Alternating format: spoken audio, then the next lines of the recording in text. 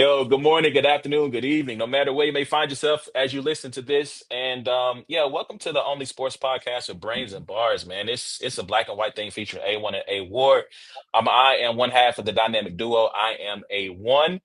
You can call me Dan. You can also call me Carlos. You can check out every episode of It's a Black and White Thing by going to the podcast app of your choice, checking out wherever you get the good podcast. Give us 5 stars, leave a comment, share that audio version of the show. And then you can check us out on YouTube by searching Brains and Bars. Hit the notification bell, hit the like button, share the broadcast, jump in the comments, talk to us. We talk back. Tell a friend to tell a friend it's them boys again. You can also check us out on social media at Brains and Bars, TikTok, Facebook, Instagram, Twitter, all of those good spaces and faces. And once again, talk to us. We talk back. So, as always, let me see if I can bring him in. I think I'm about to bring in everybody. So I That's all suck at right. StreamYard. But let's see. Let me see. Boom. So not only do we have the homie Ward in the building, but we have not the experts, LTBR's own. You what was the last piece you wrote for LTBR? The gravity of Twitter Spaces. The gravity of Twitter Spaces. Yes, a very, very good piece. I Go appreciate check that. it out because Twitter Spaces, I don't want to say they run battle rap, but they have become a very big part of the culture, for both the good and for bad. And so go check that piece out, for Let's Talk that Titus wrote for Let's Talk Battle Rap. So he is here tonight. So Titus, appreciate you first before we get to Oh, you. Ward, how you doing, sir? Man, I'm good, bro. Yeah, not too bad, man. A lot going on, a lot to do. I took 2.5 months off pretty much after the J2 battle, and then now it's like right back to it. And it's got a lot booked, a lot coming up. Obviously, a busy, exciting week for a Kansas City Chiefs fan. Yeah. So, but for the most part, I'm good. I'm well rested. And I'm excited. And speaking of the spaces, my nephew is making his battle rap debut Thursday night in the iBattle spaces.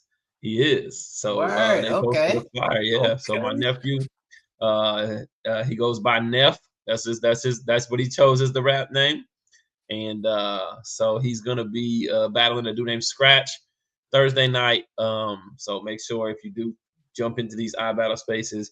My nephew's 13, and he's nice, man. A1's heard some bars. I've let him spar with a few of the legendary battle rappers. And yeah, I don't even like saying for his age because he writes some very, very good material regardless. You know what I mean? So I don't even want to disrespect him like for his age. But yeah, so shout out to the spaces for giving that opportunity for people, to jump in and kind of get their feet wet. For So sure. first of all, let me say, good job on picking a name that is not easy to flip. That's a Yep. great start. I'd also like to say the way battle rap works, I feel like he's like a year late. I feel like these guys be starting at like 10, 11, 12, like Tay-Rock's first on camera battle. He was a preteen when Yeah. he was out there battling. So, I feel like he is in the prime to start battling. So salute the Neff. I don't want to say his real Neff is name because Neff is short for nepotism. It's nephew nepotism. No, I'm just kidding. I didn't tell him that yet, but Yo, so A1's nephew. Titus, man, how are you doing today, man? I'm good, man. I'm good. It's Super Bowl week. It's a big week. I've been processing that trade for however many hours. Still developing theories, but I'm good. I'm in a good place in life, and in general, I'm happy. I'm happy.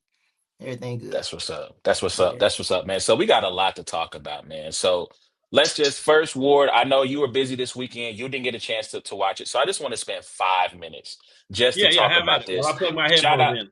shout out to the wrestling fans out there. The Royal Rumble went down this weekend.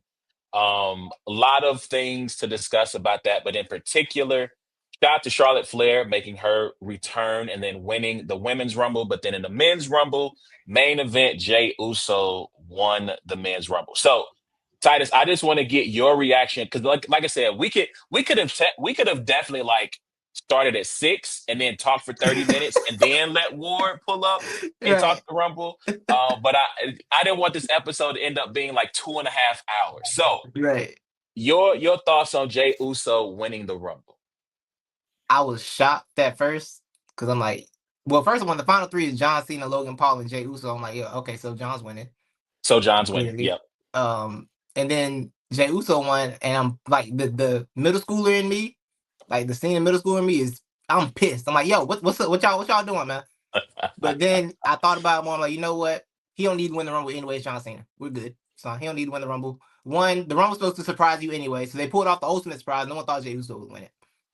And two, and three is another thing where it's not like battle rap, because wrestling and battle rap are the same, where us super entrenched online people, we know the Jey Uso thing is like, it's fun, but it's like, come on, bro. But people love him. He got the people love him. The interest goes crazy every time he moves merch. He headline WrestleMania. It's not about us on deep on the internet. It's about that wider audience, and they love him. So it is what it is. Yes. So first of all, shout out to Mama Ward. You know what I'm saying? She's in the building. Appreciate you as always. Mama Good, Ward. good that you have joined us this evening. Yes, let's speak to that. So my brother, hopefully he's not watching this or will not watch it. My brother he has never stopped watching wrestling. I took like a 20-year hiatus. And the Bloodline saga brought me back. So my brother is the type that he watches every episode in order. So if he hasn't watched a Raw or SmackDown, he's not going to watch the pay-per-view until he has watched those two things, right? So when I got back into wrestling on the Bloodline saga, and it's getting to the point where the split is happening in the group, right? Jay leaves, and I say to my brother, I said, look, man, one, I thought Jay should have been the one to defeat Roman because he was the last one who pinned him. I thought it would have been poetic justice to have the story end that way. My brother's like, man, he's not a compelling he's not a main event guy. He's not a compelling singles fighter. It's just not going to work.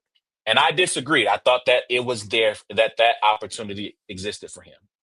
Now that he's won Mania or the Rumble, excuse me, I screamed. I did not expect it to happen. I thought I'd heard rumors that John Cena versus Cody was happening, which still could happen.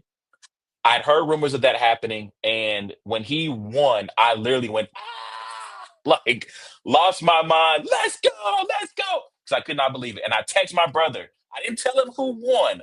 I just went, I told you. And he's like, bro, I hadn't even watched it yet. And I'm like, what are you doing with your life? Like, what? You don't have children. Yes, you have a wife now, but you don't have children.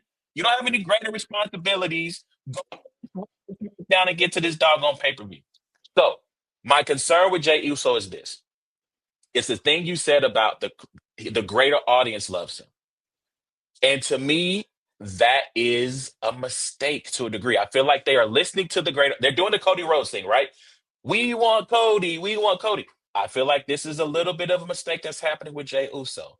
If he's probably going to challenge Gunther and not Cody, which makes me sad. But two, because I think there's an interesting heel turn for Cody that's coming, but we can say that for another day. Mm-hmm.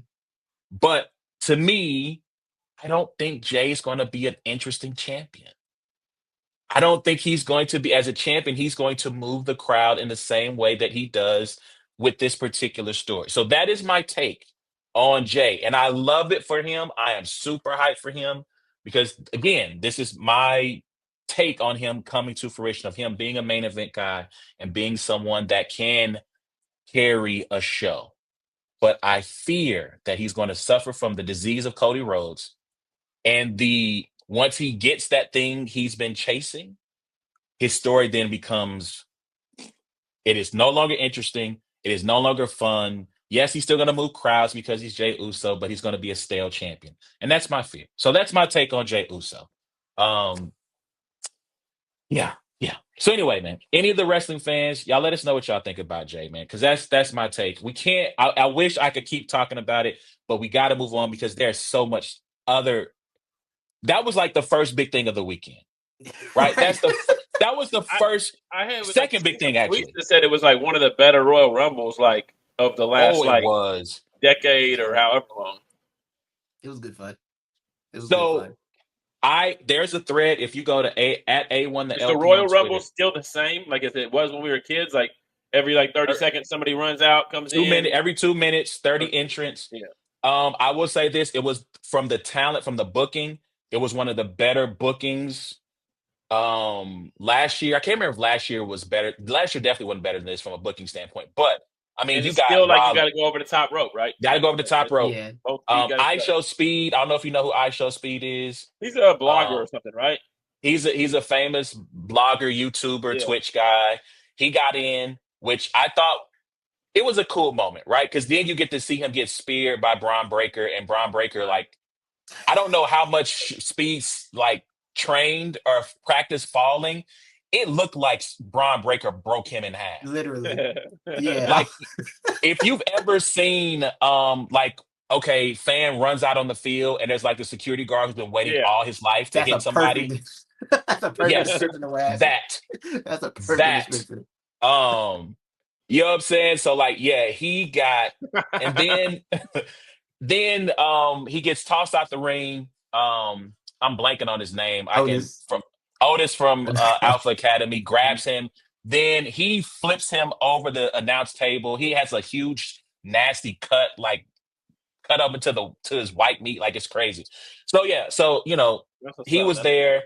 But I mean, like, they had top tier guys in there, man. Rollins, Roman, Punk, Mike Cody from 2024, Drew McIntyre, obviously Jay Yes. Uso, Sami Zayn. I mean, like, it was a who's who, right? Without them going all the way into the nostalgia machine and going grabbing like The Rock, Yeah. right? Like, it was all the main current superstars in there, and it was very entertaining. And so again, I have a thread on Twitter. If you want to go check it out, I started watching all the Rumbles. I haven't finished them all.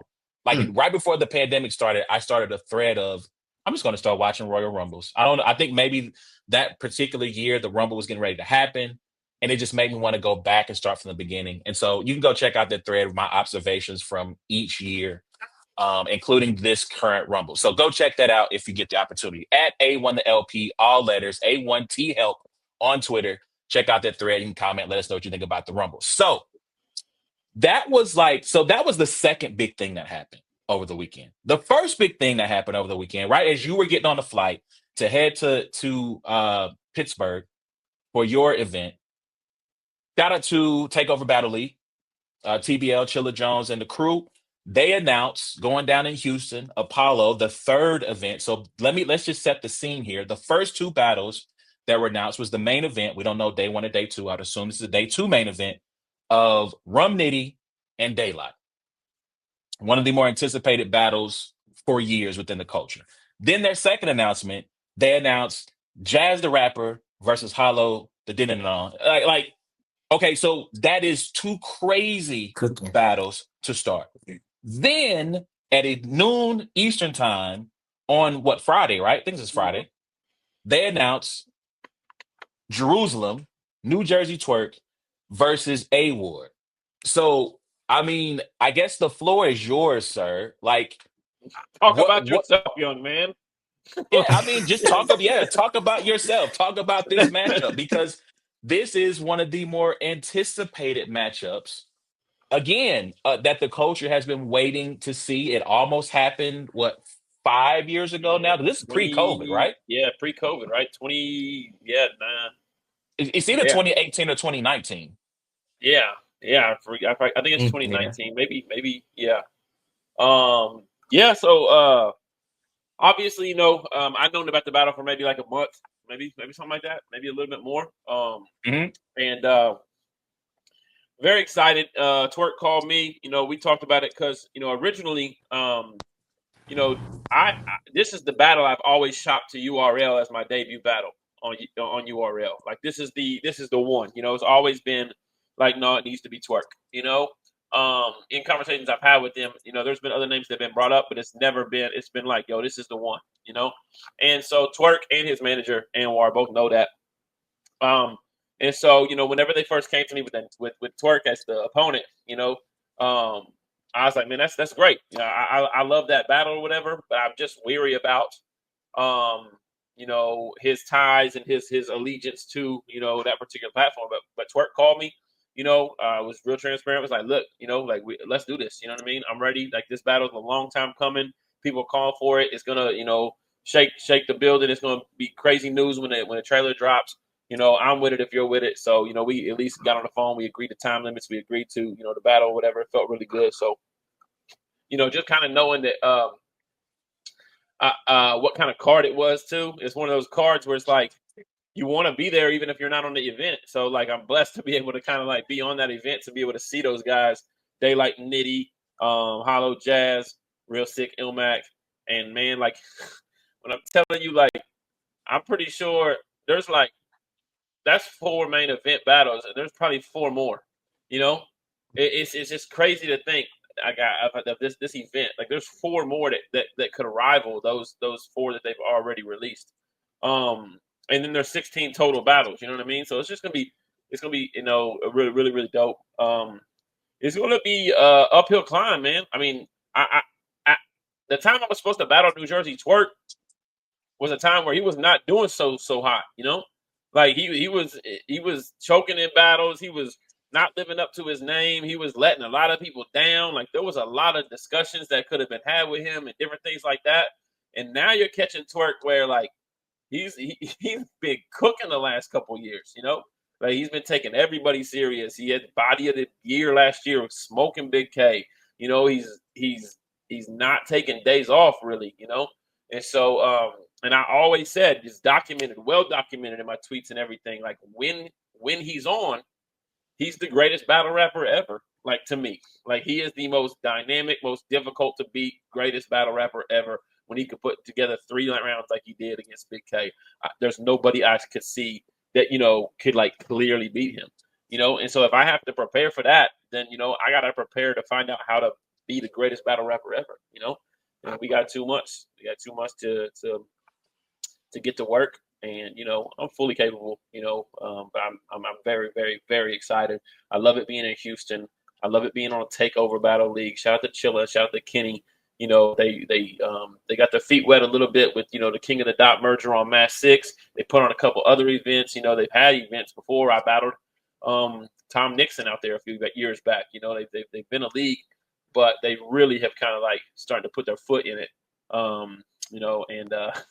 Yeah, this event, if anybody's not on alert or on notice that, Takeover Battle League is taking their league name very seriously, and creating, some opportunities for battlers. And, man, just the business and everything's been great, And so, shout out to them. Yeah, so Titus, I'm gonna get your reaction to that particular matchup. I just want to throw this comment out here. This is from Mike. He says, "I argue the car crash has made Twork more committed to the craft." Tell me I'd more, say Mike. yes. I need all that. Come on. What else do you think? First round. I'd say yes and no. Because I mean he still had some moments after that where he wasn't always prepared, still had some issues. I think shout out to Anwar. I feel like Anwar deserves some really good credit there as his manager. I feel like I also feel like Twork has made changes in his personal life and things like that to continue, right, to excel and become more of a professional and be more on top of his craft. But I think shout out to Anwar. I feel like Twork has said that as well, as he helped him refocus, get recentered in a lot of ways. And yeah, like, yeah, I'll save my thoughts for last, Titus. I'm gonna let you get the solo screen in and you talk about this particular matchup, sir. Yeah, so this matchup for me personally, this is my main event. Nitty Daylight, that's cool. I'm not super excited, but A Ward and Twork, when I heard about that, I was like, oh yeah, that's the one. That's the one I'm here for. It's a mega match. It's a matchup that's been brewing for so long. I think anytime that matchup has been thought about, I always thought it'd be a great match. So I know how much Twork respects War, I know how much War respects Twork. So I always knew that they're gonna show up on 100% and be trying to kill each other. It's gonna be a great battle. I'm glad it finally got booked. I feel like in battle rap, so many times we have battles that should get made, but all the stuff around battle rap makes it not happen. I'm glad we're finally here with this one. I can't wait. I think they'll probably leave with the battle of the weekend that weekend. I know their card is stacked, but there's a lot of competition for that, but I just think this battle can live up to that. To me, it's a grudge match, not on some dislike stuff, but on some we're two competitors, we know what we can do, and everybody wants to see this battle. I think this is gonna be one of those. It's funny because I'm LTBR, so I heard about it a little early. But I forgotten I heard about it. So when it got announced, I got excited. I said, "Oh, that is happening. That's right." So I was super excited. I'm amped for it, man. I wish I get out there. I probably won't be able to. I wish I get out there for that, and mainly for that battle specifically. And talking about Twerk's getting his career together, when he had the Mook battle, I actually wrote an article about Twerk finally getting to his potential and living up to what he's supposed to be in battle rap. So, like I said, like he's a different person now, and I'm happy about that because I think seeing talent become who they're supposed to be, not even just as like a fan, just as like a person that can relate to not being who you're supposed to be, not being living up to your potential. It's cool to see people do that at all times, So I'm excited for this battle war. Yeah, for sure. So, I've said this. I think we have an episode called As Seen on Champion. I think when I was, made my champion debut. Anyway, Yeah. when I made first time I was on Champion, I talked about Twerk being the Michael Vick of battle rap. Michael Vick always had the potential to be, granted, he is a trailblazer, right? So I don't want to get that twisted either. Michael Vick is a trailblazer.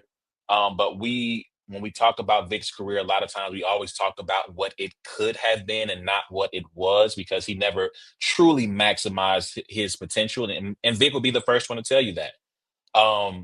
But now Twerk is kind of like in this, the analogy I'll use now is kind of like LeBron, from the standpoint of when you get to that 2011 finals and he loses that finals, and people are like down on him, bro, you let JJ Barea school you, let him punk you, blah blah blah blah blah, you're never going to be this, never going to be that. And then if you just start from like 2012 game 6 of the Celtics to like today, you just see, oh my God, this guy's terrorized. Like he's a terror, right? What are we going to do with him? And so my response is, one, yes, I cannot wait to watch this battle in person, Lord willing.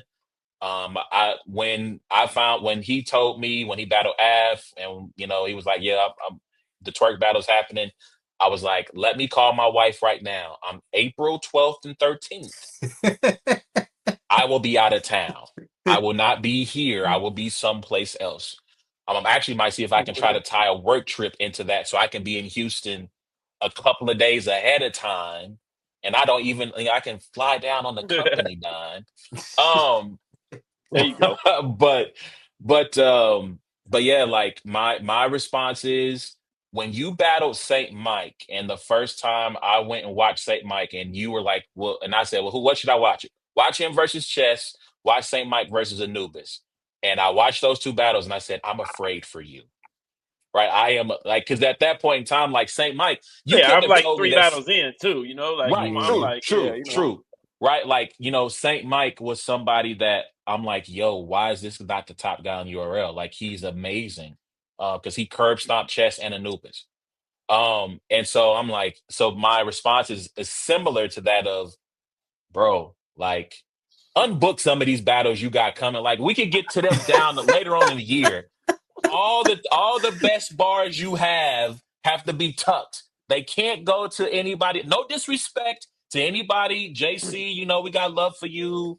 Granted, I don't know the schedule off the top of my head right now, but JC, just because me and him have been talking here lately, yeah. and like Josh, like, we love you, but like, if he's got a great bar, he can't use that for you. We got to put that in the stash for Twerk, right? Because you're gonna have to be clipped up. Like, this is your Rocky moment, right? This is you. He's gonna kill you. You Italian son of a yeah, like, it's one of them moments. You know what I'm saying? And so you got to be on top of your game. Chill with I the can't. Philly references.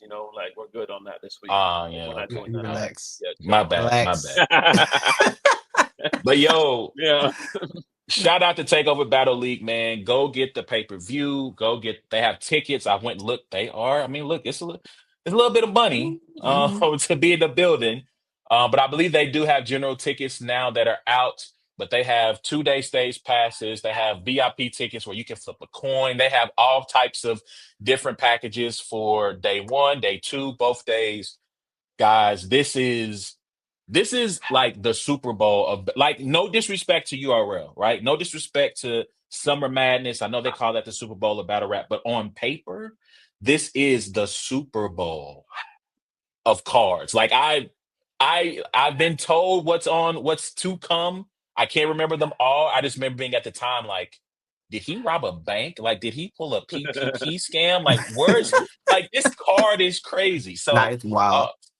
So yeah, man, they announced today too, the fourth battle, and I'm blanking on what was that battle. Real Sick and Ilmac. Looks like Yeah. LMAC, yeah. I'm just saying, guys, you might want to be in the building for this. I mean, that's another main event battle, right? That's a Yeah, main so event battle. if you're listening, day one is Hollow Jazz, me and Twerk. Those are the co-mains. And then day two is Mhm. Nitty, and Daylight and Real Sick and Ilmac. So those are the co-mains for day two. So I mean, day That's two is crazy. I mean, day two is gonna be a lot of words, man. A lot of thinking. Thank God I'll be done battling, and I'll be able to Right. because my brain is gonna be mush after watching Sick Ilmac and Daylight Nitty. Yes, Mom, I do. I have a lot of battles coming up, and so does Twerk, Twerk so does does Twerk. too. So I do. I have JC Josh Carroll here coming up in 19 days. And then I got Trufo, City Towers, the God Yogi, and then we got Twerk. So but I'm doing my due diligence. I just battled Steams yesterday or 2 days ago. Got him up out of here. My Josh Carroll rounds are almost done, and I've started writing for City Towers as well. So the plan is to have those two battles completely written by the end of this week, so that then I can just focus on what up, Eric? I can just focus on Trufo. And my goal is to have six clean weeks for Twerk. So by March 1st, leading up to April 12th, it's all Twerk. Yo, shout Let out me to ask three you, did letter. oh go ahead. Oh, go ahead. Let me ask you, did the 2.5 months you took off, does that help you get in a better space to do a run like this? Not really, man. I find it hard, like when I'm not like disciplining myself to be writing weekly, like to jump Mm-hmm. back into writing. So like even writing the one round for Steams, I was just like, man, I didn't feel like writing, didn't want to. Like I hadn't been out of town, it's been 2 months, whatever. And like about 3 days ago, 4 days ago, I think probably Wednesday, I just started writing around for Steams. And what's crazy is when I got done, I got back and I got on a plane and I was like inspired to go ahead and get these rounds done for like Josh and some of these other guys. And I get here and the pen's moving, and I'm like, man, for me, I know taking a lot of battles sucks, but it's easier for me, like discipline wise, to just Okay. get back and just keep right, kind of Yeah. just get in that zone. Um, but I think the biggest thing is for a battle like Twerk, like you need to be able to uh like have the best ideas, the best of everything. Like you need to be able to not have a third round like fall off. Like like you need to be able to write three first rounds like I had for J2. Like that's what's necessary for a guy like Twerk. And so you can't do that on 2 weeks of writing. You just can't. Like it's not gonna be good enough. Makes sense. That makes sense. Man, I just saw the promo you posted of the opener to your first round. I'm not gonna lie to you, man. I don't really like to like go crazy gloating and talking and like hyping myself up after. Like that might be the best round I've ever executed from beginning to end. The first round against J2. It might be Shout out just to like, It's up there. yeah. I like your word. I like your word first. I mean, your verb first a lot. Yeah, I love Man. my verb first a whole lot. Yes. Yeah. Um, I just think with the cadence switches, the different things, the rebuttal at the end of the round two to match the rebuttal at the beginning, and then just the ender, like you would have thought my ending round for Thesaurus was like the best ending to a first round, but then the ending for Mm. J2 kind of so yeah, there's just so much, and everything was hitting. But yeah, but I just go back and watch that kind of stuff. It's like, okay, that's what you got to be on all three rounds for this battle with Twerk. You got to be hitting on all cylinders. Your closer has to be powerful. Your opener has to be captivating. And you got to be able to take them where you need them to go. So All right, so I want to get this last question in from Mike Weisberg. He says, "Does writing for different type of battlers make you feel like portions of your written, say for battler A, might make more sense for battler B?" yeah, definitely. Like a true foe personally, he's got a certain style to him, that where if I'm going into like a lyrical layered type thing or something, like I'm like, man, that's just something for me that I don't think he does. So like maybe this particular type of segment needs to go against him because it's showing like a level that he can't reach. Or whereas if I'm going against some, so like there's different type of things like that. Or there's like just like something that's just a powerful buildup of a haymaker. Like you would think, oh well, you just need haymakers for every opponent. You know what I mean? Like, nah, some of that stuff needs to match Twork's energy. You have to like put that in those rounds. You know what I mean? So you have to find different ways or whatever.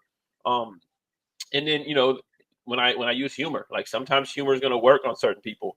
Sometimes like a line about me knocking you out might not work on Twork. He's 6'7", and like this, it's like it's gonna on camera. People are gonna be like, yeah, okay, we believe you're gonna knock Twork out, But if I knock out Josh Carroll, and shout out to my guy Josh, if I knock out Josh, or if I knock out Truffaut or City Towers, who's a shorter guy or whatever, like that line's more applicable to the scenario because looking at it, it's like kind of believable, Yeah, that's what's up, man. So again, shout out to Takeover Battle League, man. Go to their website. They got tickets available. I don't think they have the pay-per-view link up yet. It's a little early in the game for that, but no, they do. They do. Wait, okay, do they not? okay. No, maybe. I've been in there a couple of their spaces. Yeah, I know they definitely talked about tickets. So I think the space for Twork is when they announced that general tickets were now available to the public. Okay, gotcha. So I they're did join announcing the full card on Sunday at the halftime show. So Super Bowl halftime show, full card will be released. Gotcha. So okay. I assume that all the pay-per-view and everything will be available by then. So I will find cool. out And I would about love the full card on Tuesday. Yeah. Yo, I would love to have Chilla and Kenny and anybody else who had anything to do with the card to pull up on the show just to talk about it once it's finally done. Shout out to them. I feel like the rollout has been really well done. I know the first one, I'm assuming this is the use of AI with like, especially for like that Rum Nitty and Daylight where you have Spawn and the alien, right? I feel like they use a little bit of AI for yours too with the Jerusalem intro. So again, just their rollout, I think has been really well done. I like to have them elaborate a little bit more on that. So maybe at some point we can have them pull up to talk about that. All right, so that was like the first kind of big event happening of the weekend, right? And so now we fast forward. It's Sunday night.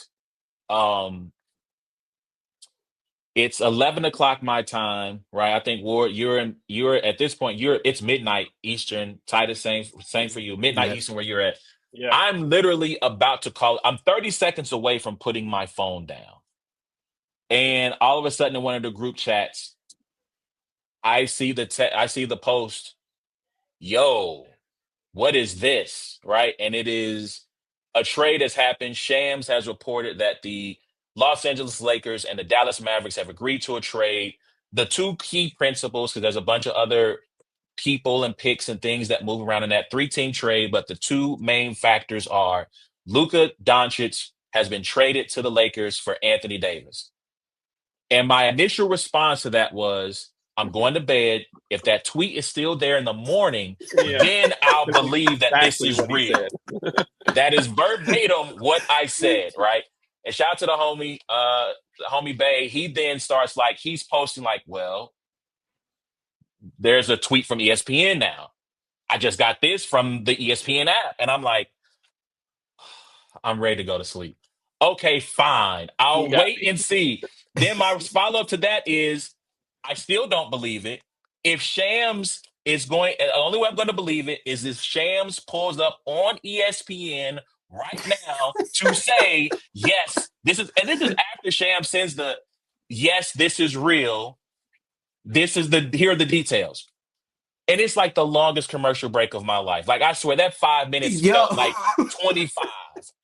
It took forever for them to come back. And then Shams, and then the thing is, ESPN, the anchors go, well, waiting to hear from Shams. We're trying to make sure that he wasn't hacked. Like, they don't believe it. They don't believe that this is a real deal. What finally got me to believe it, we might have lost Titus here for a second. Yeah, we might have, or maybe he blew his nose or something. Okay. What finally got me to believe that this was a real thing was Chris Haynes. When I saw Chris, I needed a second source. Like, if you ever are in the journalistic field, when you get a rumor of a story, you're always supposed to get two sources. I needed a second journalist to say to me, yeah, this is real. So finally, Chris Haynes says it. At this point, Stephen A's been on, Perk has been on. Like 15 minutes later, Shams finally shows up on screen. And I'm like, oh my God, what is happening? So I'll start Titus with you. When you see this tweet come across whether group chat, whether you were scrolling on Twitter at the time, let me just back up. How did you find out and what was your response? So I just got off a 2-hour call talking about the Royal Rumble with my man Justin. We was on the Royal Rumble for like 2 hours. I hang up the phone. Levi, the better half, not the expert, sends me like 4 texts in a row. And it's like 12 o'clock. I said, why Levi text me 4 times at 12 o'clock? Is he good? So I go to my text and I see his message. I scroll up and I see a Shams tweet saying Luka's been traded to the Lakers. So I click on the media. I'm like, okay, maybe he got tricked. His Twitter, it happens. So I'm seeing the check. I'm like, it's a check mark there. So I text Q from LTBR. Like, hey yo, he calls me. He calls me. He already has France on the phone. I call Levi. I said, Levi, join the call. Everybody's on the call. It's the LTBR, not the experts collaboration now. We're all on the phone. I'm like, yo, I don't care. I don't care who tweets it. We know Twitter is not a real X is not a real place anymore. All right, you don't know what could be going on right now. This could be some. Who knows what Elon's doing? Nobody knows. I'm like, this is not a real place anymore. All right, so I'm like, until I did the same thing. I said, yo, until it's on Sports Center, until I see Sports Center show it, I don't believe it. Like they were it was 5 minutes of commercials, like for real. Dog, I'm it like, yo, was they a don't. I'm like, long yo, it's not. time. I said, yo, it's not scrolling at the bottom of the screen. They feel like commercial. It's not real, bro. They come back and I'm like, they don't woke Kendrick Perkins up to talk about it. They woke this really happened. So now I'm just in shock for 2 hours. Like, yo, they really traded Luka for 8. Like, why? So I'm thinking, and now in my brain, I'm like, okay, so it's something about that come out. Like, what did he do? Like, why he got to get out of Dallas? What did he do? Right. Like, and I was going everywhere because this is illogical. So that's how I found out. All right, Ward, how about you? Yeah, I was sitting at the bar with Real Deal. So, just another normal Saturday night, But, I'll say this much. My first notification wasn't like the group chat. It was the Sleeper app, And so I'm not familiar enough with the Sleeper app yet to know like what's legit and what's like, I'm thinking maybe it could just be a thread from people that I play fantasy with or something. I don't understand how to navigate through the Sleeper app. So, I notification comes down, it's like breaking news. I'm like, what the heck? I click it and then there's how Sleeper is. It's got all, it just kind of looked weird. I'm like, all right, whatever. So I click something, so then I go to Twitter and search Shams. You know what I mean? Like I search his name, boom, clicked on Battle Rap Shams first. Didn't even know there was a Battle Rap Shams. Apparently, yeah, I clicked on his name first. It's like, yeah, hold on, went back, Shams, boom, click it, and see. And when I seen it, it said 3 minutes ago, 3 minutes ago that he tweeted. And then I jumped into the group chat, and I'm kind of like with A1 on that. Like I'm just like, yeah, he might have got hacked, or he might have, it might have been something or whatever. But man, whenever the ESPN notification came down, a few minutes later, I'm like, okay, well, we got the ESPN notification. So then, Real Deal likes basketball. He talks basketball, but I'm in my mind, like, I gotta really talk about this. And so, I'm at the bar, like, any of y'all watch basketball? Like, yelling, like that. And like, what? I'm like, Luka just got traded. You know what I mean? Like that. Like 2 people were like, what? Like that. But the rest of them were just like, why is this random dude yelling at us at the bar? So I was like, all right. So then I was just glued to the freaking TV the whole rest of the time. And I was kind of scrolling everything. I was like, man, this is wild. But I'm kind of with Titus on want to be what owner's daughter or what coach's wife or teammates. Dog, he would have had to have slept with Cuban's wife. Yeah. You know what I'm saying? Yeah. That's the only reason. So the reporting has come out, right, that has said, well, they were afraid that he wasn't going to show the discipline. In particular, they have been harping on his weight. They've been harping on his weight. They said he got up to 270 pounds this year. They don't think that he's ever going to show the discipline, and they didn't feel like making the investment in him of $345 million over 5 years. And so they wanted to get out now. And Nico Harrison has been adamant that he is going to be vindicated ultimately. Let me ask this. In order for Nico to be vindicated, what must happen for the Mavericks franchise? Like, what is the end game for them to ultimately be justified in saying, see, we did the right thing? And anybody can start. I don't care who starts. Whoever wants to pick that question up first.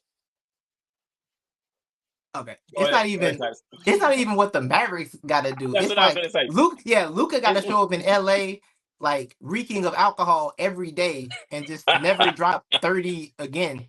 Like for this to have made sense. Because not only did you trade him, the Lakers, they gonna have him with cap room because he can't get a supermax. He's Yeah. still gonna have Luca with cap space. And you got Kyrie and AD, which I don't think, because I think the Mavericks are gonna be fine, right? I think Kyrie and AD can figure it out. I think they're smart to figure it out to be decent. I do think the lack of another scorer, putting Kyrie, because now Kyrie has played the point guard and be your scorer. That's not, I don't think he can do that anymore. He's had no interest in being a point guard in a while.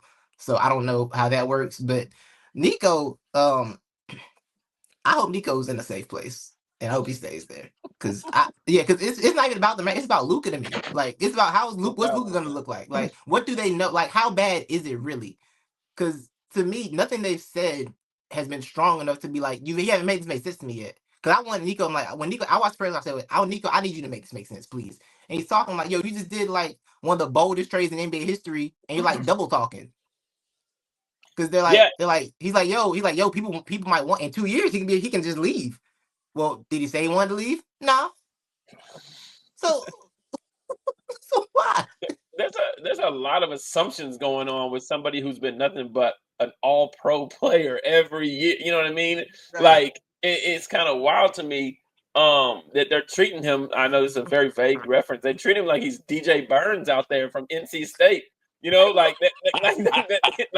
you know, like I'm sitting here thinking like, okay, I understand that he's quote unquote out of shape, but he's never really like been in shape or played basketball like he needed to be in better shape. Like he's been one of the top probably 3 best players in the league ever since he got here, basically. You know, so I'm sitting here thinking to myself, like, here's another super old reference. I think his name was Byron Eaton for Oklahoma State. And do you remember that dude? A1. He was. I think he played. I think it was his name, Byron Eaton. Let me see if I can find him. Yeah.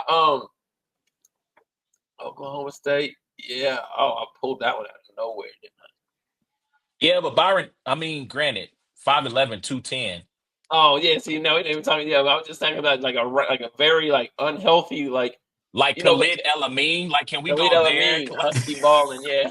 But no, so yeah, I think it's more about because check it, the West is tough. You know what I mean? Like it's not like granted they went to the finals last year, and A1 had said earlier, you know, in one of our group chats, like, man, all of their role players were hitting, like they were consistently getting buckets, and that's not something that's easily done again, you know. And so you got Memphis playing crazy good. You got Oklahoma City, obviously, you know, as the front runner. You got the Nuggets who have already won one before that are always going to be tough to deal with, you know. So like the Mavs are probably built better to like play right now or whatever, but they're like I don't see them making a finals or making a you know, or winning a championship, you know. Like I just don't see that happening. And so all Luka's got to do is just keep being Luka, and they're going to end up putting people around him, and so it just doesn't make sense, man. It just really doesn't make sense. It doesn't. Only reason it makes sense, you know, money wise, like sense, like, you know, like I get the $300 and whatever million, like, you know, I understand it. I guess maybe my assumption was that organization was more in love with Luka than what I obviously thought. You know, we know the city was like they're in shambles. You know, they're Man. And we know Mark Cuban was, you know, but he's not even majority owner any longer. You know. Yep. So whoever decided to come in, you know, we just weren't privy to that knowledge of how they viewed him, and so that's why it's a big shock. You know. Yeah, I would love to find out at some point if the owners who have the majority stake they made the call, and Nico had to just basically be the good soldier. right? And now Right. he's following the grenade because I can't even understand as an owner if my GM comes up to me and says we need to trade Luka. I'm like, hey, polish up your LinkedIn, buddy. You're done in this town. Like just For go real. ahead, get your resume together because we're not doing it. So Titus, of my friend group, I am the rational one, right? I'm Okay. always trying to see the glass half full. Oh, no, I'm not. I'm not trying to do this argument right now. I'm not trying to have this argument. I'm the rational one of the group. I'm always glass half full, Mm-hmm. especially not when it comes to my teams, right? I'll be honest. I'm the pessimist with my teams. With other teams, I'm always trying to see. Okay, I could see why they did it, and so I Right. spent the latter part of what 2 days now trying to rationalize the reason why you move Luca, one, two, why you don't opening up to a full blown out bidding process, right? Of bring your best offer. Okay, you think he might end up being Joel Embiid because as he gets older, he doesn't take care of his weight. Can we talk about how This was Joel Embiid just became like synonymous with like Jersey? Like when you say Jersey in battle rap, like it just means a choke. Like it, like when you're saying like we don't want him to be a Joel Embiid, did he just become like the actual like name that you say for somebody that's like and won't to live be up to your honest, it should potential, probably be always hurt, waste of money, like I mean, to be honest, it probably should be Zion. If we're going to be Right. honest, like Joel Embiid has become the poster child for it. Mm-hmm. But honestly, it should probably be Zion. To be honest, 'cause at least Joel has given us a year where he was an MVP, right? Like he's Right. given us a full season where he was like that guy. He's given us. He's played through injury. He's played hurt, right? But that was the name that they used, right? So I'm going to pick on Joel in this Yeah. instance. They figured, okay, if they played 50 games, he's only played in 22 thus far, right? They say, okay, if he's acting like this with the $45 million that we're giving him now, this supermax, he's going to be making like 70 million on the latter half of that. What happens when we give this guy an extra, 25 million and he's not in shape now, right? So, okay, cool. He's not in shape. The extra money, you think he's just going to get worse. Okay, cool. Can't you just put like some weight clauses in there though? Like so you got to be at this particular weight in order to see some. I feel like that's what's in Zion's contract. He gets weighed. He Mm-hmm. has to be a certain weight, and if not, he gets fined or docked, or maybe some of his guaranteed money goes away. Whatever. Okay. You call the mystery team. And I'm going to circle back to that particular point in just a second. Mystery team said no, and then you call the Lakers. Okay, you call the Lakers. Cool. You don't want this to be a big thing, so you're just talking to them and only them.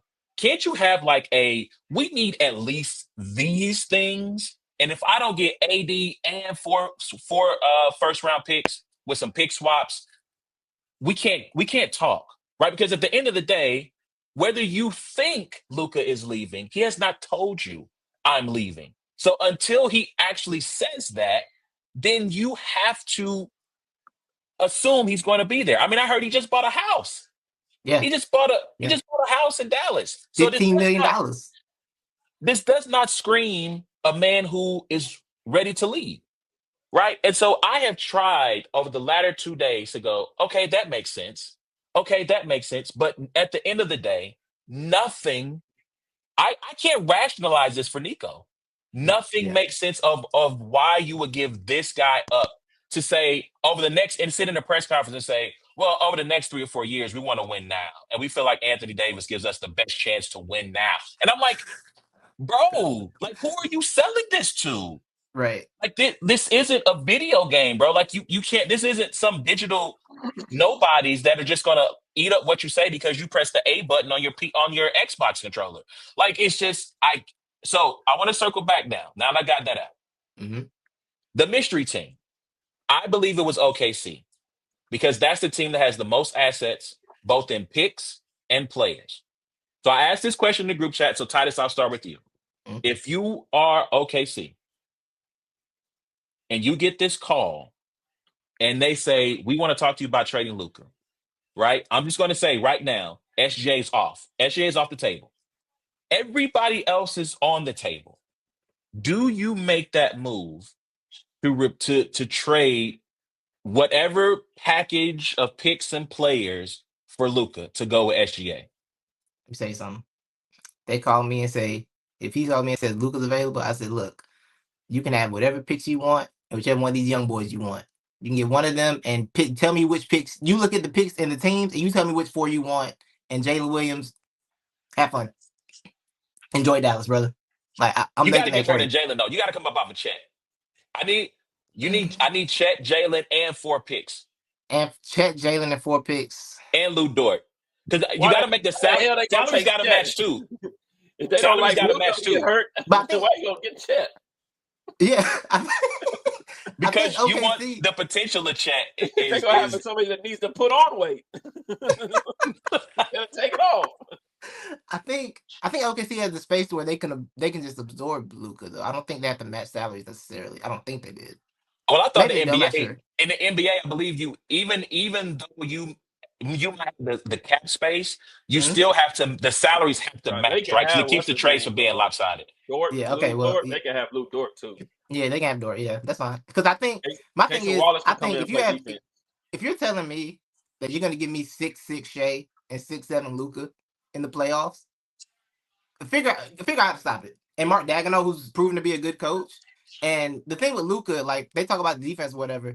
This kid built consistent top 10 defenses with Luka on the team. Without like they had top 10 defense almost every year with Luka.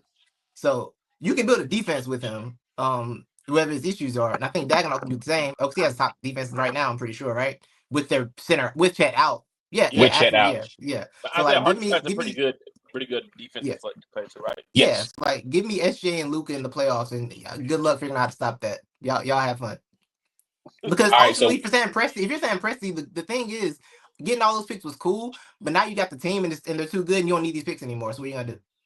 You got to do something with these picks. They got 30 of them or something like that, right? They they got to got go some. somewhere. It's an ungodly amount of picks. Like and they're all like mostly first rounders. Yeah, yeah. Um. So Ward, do you if you're Sam Presti and you get that call from Nico Harrison, do you say no, yes, think about it? Listen, bro, this ain't marriage. You know what I mean? Like, it ain't like, if I got a wife and Rihanna calls and, me just entertaining it is like cheating. You know what I mean?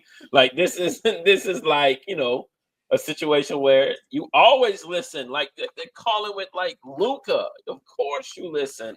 You know what I mean? Like, of course you listen. Like, bro, what? Luca and SGA, and you got, man, get out of here. Yes, this is the second episode in a row that Rihanna has been mentioned, and that will continue to happen throughout 2025.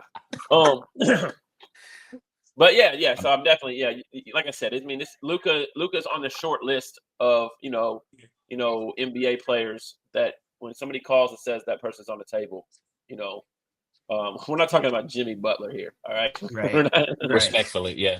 Respectfully. Respectfully, And like Yeah. respectfully. in an era where they've tried to legislate super teams out of the league, you could have the potential to have 2 top 5 players at the same time on your team.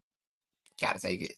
You And gotta it's take it. like, bro, it's not a situation where this is a situation where they have pieces, Yes. proven pieces. It's not like, we're sacrificing everything for 2 superstars and then we're gonna have to build around them like the Lakers tried to do it one time, or the Mm-hmm. Nets and all these teams, or even the Suns. Like, let's figure out what we can match with these 3. No, we're talking about just adding possibly the best player in the NBA to the best team in the NBA. Right. Like, that's and a proven guy who gets better in the playoffs. yeah. Like it's somebody who like he was on one leg, knee bleeding, and he treated the best defense in the league like it meant nothing to him in the Timberwolves last year. Like just took him to the back, took him to the shed, and just like, nah, I don't care. I don't care about none of that. Like I would make that trade. Anyway, I thought it was Boston. My theory was it was Boston. Ugh. That was my theory. I thought So why Boston? I think they called Boston and tried to get Jaylen Brown. That was my theory. And I don't think Boston wanted to mess up the vibes. See, that's why I think OKC said no, though. I thought in Yeah. my theory, that's why Yeah. OKC said no. It's why I would likely say no to it because I just think that the chemistry that they built there is such a tight bond that I don't think they. Granted, Luka is amazing, right? But I don't think they wanted to ruin that chemistry by going after and adding Luka to their team. Yeah. Yeah. I could see them turn it down. I wouldn't have. If I'm saying Could have Preston. been Houston. It could have been Houston. Oh, yeah. Boy, you want to talk about that would be crazy. Like, so I would think Jalen Green probably stays. So they probably getting rid of like Cam Whitmore, because I know Cam Whitmore's kind of had some up and down relationships with the team. Getting rid of, Uh they had to get rid of Armin Jabari, is it Thompson, Jabari Green? Is it not Jabari Green? Jabari Smith, Smith Jabari Jr. Smith, yeah, Jabari Smith Jr. Jabari Smith Jr. that come off on up Fred for sure. Van Vliet's probably gone. Has to, yeah, And maybe like one more piece and then some picks. yeah. When Houston wants to make a move, they're gonna have a good package put together. When they finally decide to make a move, they're gonna have a very good package put together. It's gonna Yeah. be about when they So want to do it. speaking of Detroit, I had this quick back and forth with Direct online because he was like, "Well, Jason Tatum is better than Luka." So he says, "Well, if you're Boston, right, to your point, and they say we want Luka for Tatum, do you make that call?" And I went, No. "Yes." Ward, yes or no? Luka for Tatum.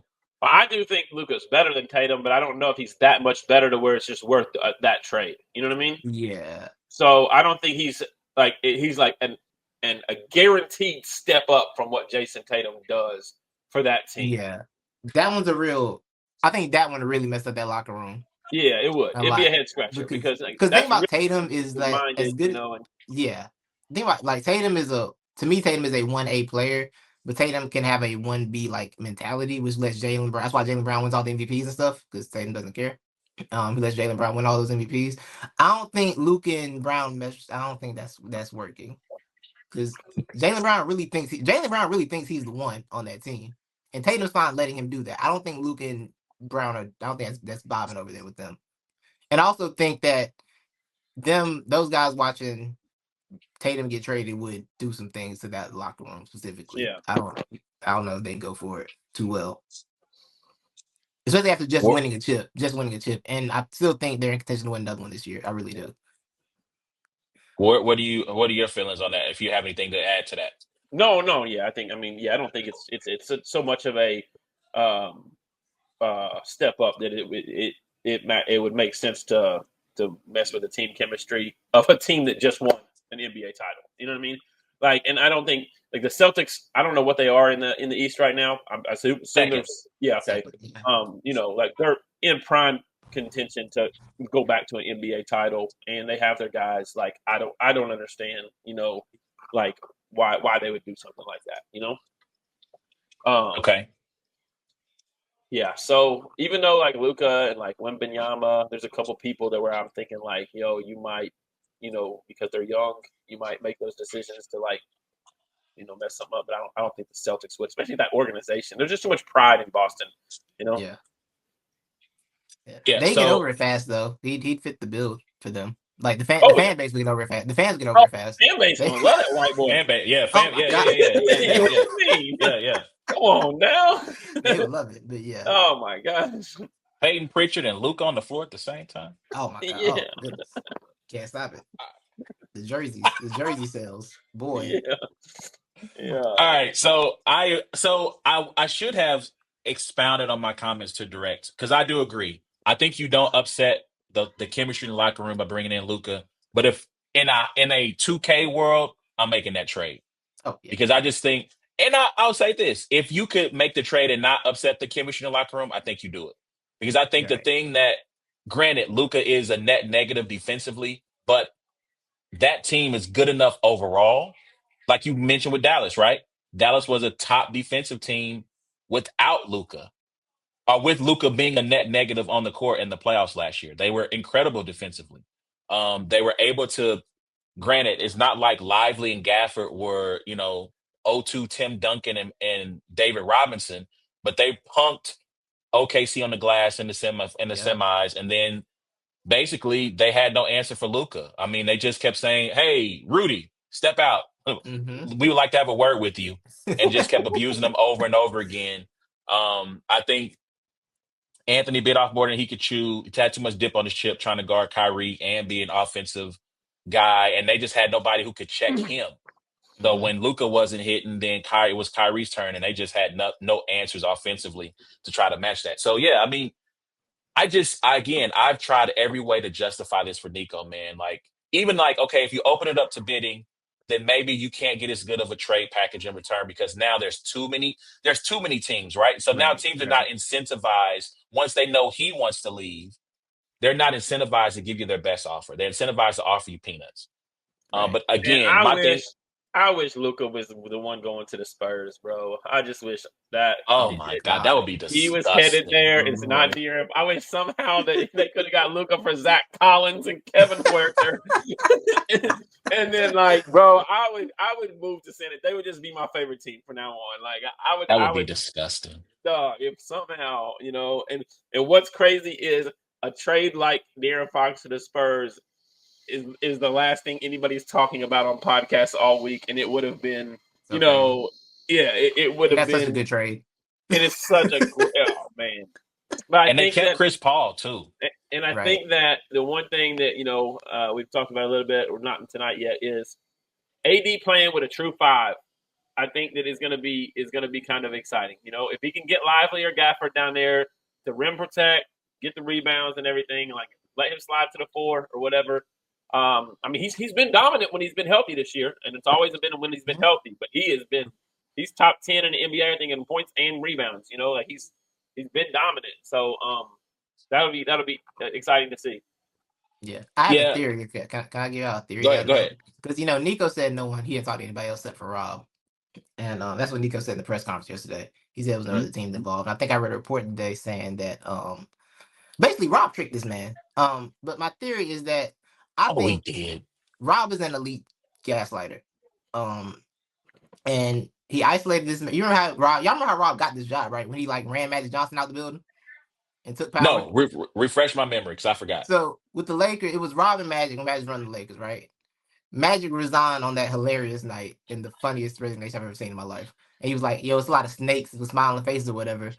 And then suddenly Rob was GM and had all the power in the organization. He's Grand Magic out of there basically. So I believe that when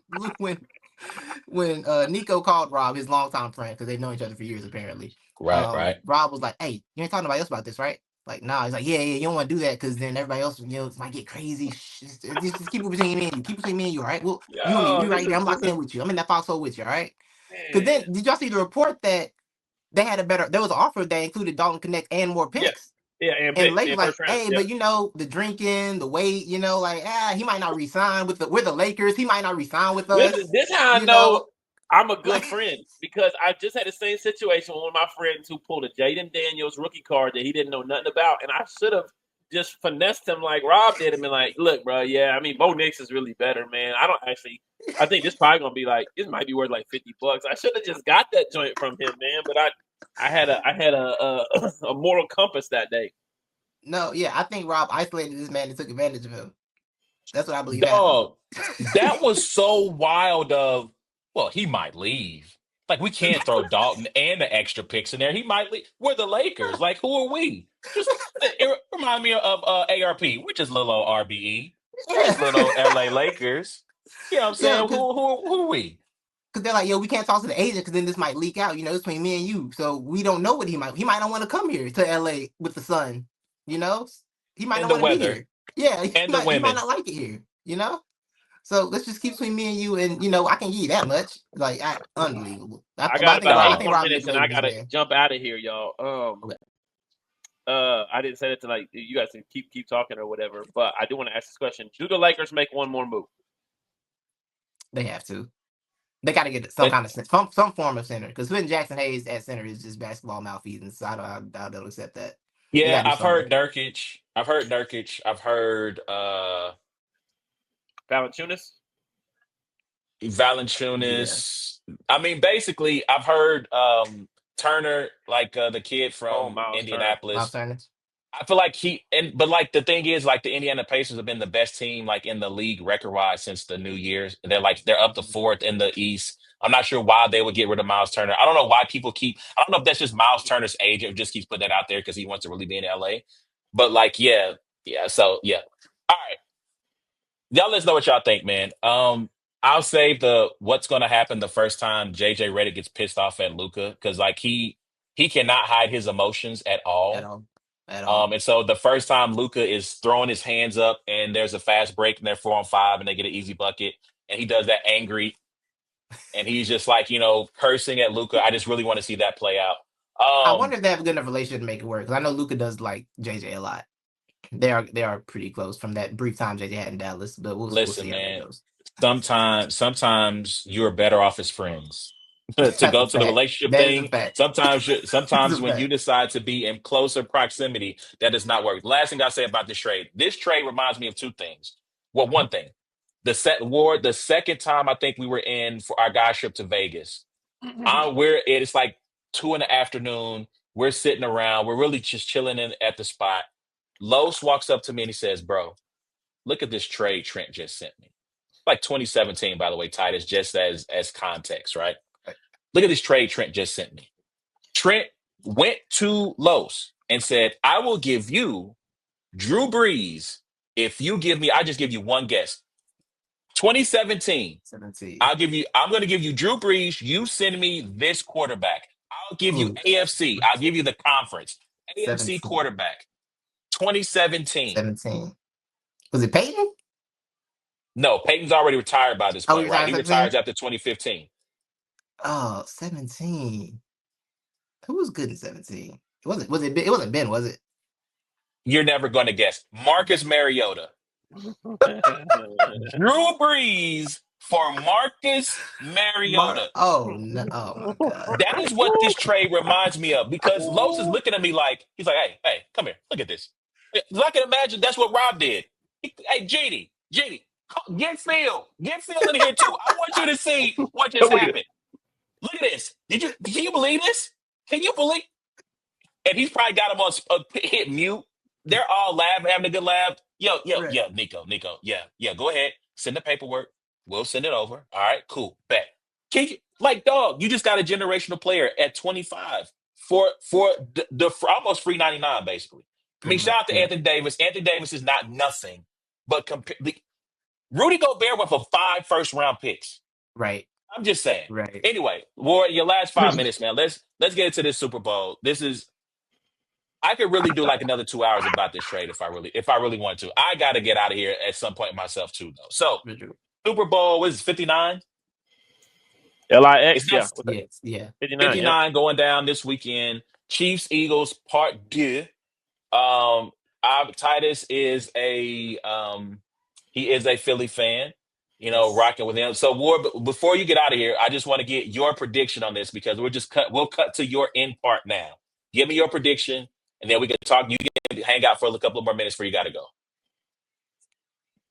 Are you going to give me the solo screen? Hey, ISO, boom.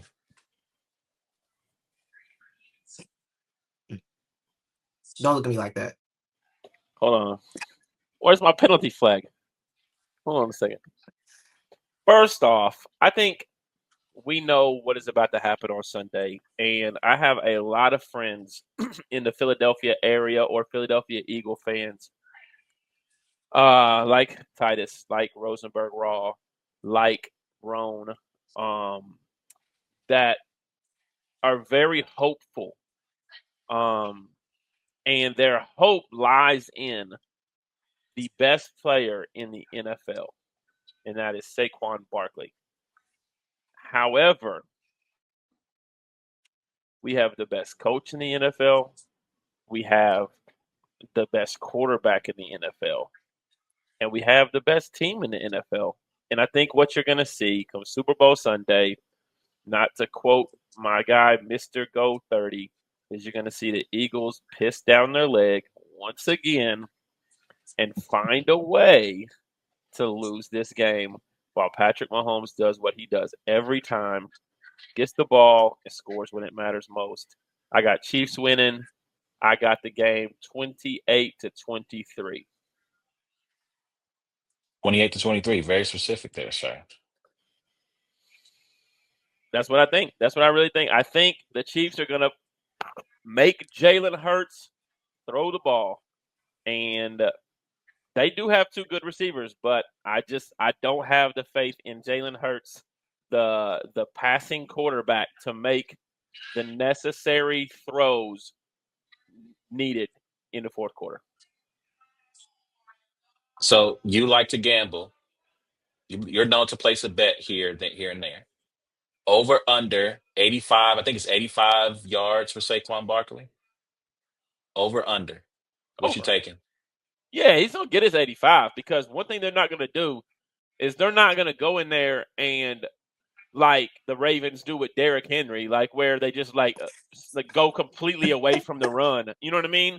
Like they're there this year because of Saquon Barkley. Like, do you know how ridiculous that would be for them to be like, you know? I would So drive to Philadelphia and punch somebody in the face. yes. So like he's gonna get his. You know what I mean? I don't think he's gonna be 163 and 2 touchdowns, 70-yard. I don't think that's gonna happen. You know, he's gonna get his, and I probably have him closer to about 110, 115 yards rushing. But I'm telling you, like, it's just if it's a one-score game, the Chiefs win. Like the only way I think the Eagles win is if they win like a blowout. If it's like a situation like when we lost to the Buccaneers, you know, like if we're just completely outmanned, something happens, game plan falls through or whatever.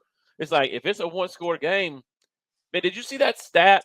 Oh man, I wish I could remember it exactly, but it was like quarterbacks that have needed to score in the fourth quarter, The like their tie and record. take the lead.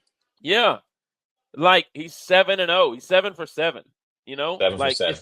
Yeah. it's like everybody else was like, you know, the rest. It's just like man. If I didn't watch what they did last week, if we would have won a different way last week, I would feel a little bit less. I would feel a little bit more nervous about this. But the execution, like in like the biggest plays of the game, and everybody seeming to be locked in, you know what I mean? Like is just unmatched. It's just unmatched. You know, like when the Chiefs have 4th and 2, they get 7. You know, when the Chiefs have 3rd and 9, they get 16. You know, like it's not. You know, it's they the right play calls, the right people. I tell you, like if there's anything that I should be worried about, it is that defensive line, bro. That defensive line for the Eagles is ridiculous, you know? And you know, if the Chiefs offensive line is not playing at the highest level, like that's going to be very, very, very difficult to overcome, especially if Saquon Barkley is running the ball decent. Like if you're controlling the trenches, it could get rough. Right. I So, agree. Yeah, I think the last time the Chiefs got embarrassed in the Super Bowl, they rolled out a patchwork offensive line where they had people playing out of Right. position, and they're doing the and same thing Mahomes was again. still throwing And we them all things. ignored Like, it. Like I watched that man. We watched that man tear his Achilles. I forgot what it was. Tear his Achilles in that Bengals game, and they got the Bucks. And I just ignored it because Patrick Mahomes, like, they're good. And then it mattered. I was like, oh, so I guess it meant a little. I guess he does need something, some kind yeah, of offensive line. But it's like I should have thought about that more. But yeah, that's what it is. More I can't dispute anything you're saying because I do believe that if it comes down to the fourth quarter and it's gonna be the Travis Kelce Patrick Mahomes show. I'm terrified. This just is what I'm not even gonna act like I'm not. I just need this. I need this so bad. Like so bad. dog. But my real game concerns are the fact that Jurgens and Dickerson, I don't know how healthy they are. Yeah, And I don't want to see Tyler Steen play in this game. I just don't, respectfully.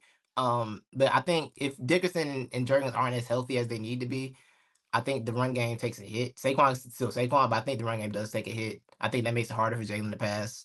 Because I do think they are going to try and force him to pass the ball, but because it's AJ Brown, Devontae Smith, Dallas Goedert, you can't sell out completely to stop the run.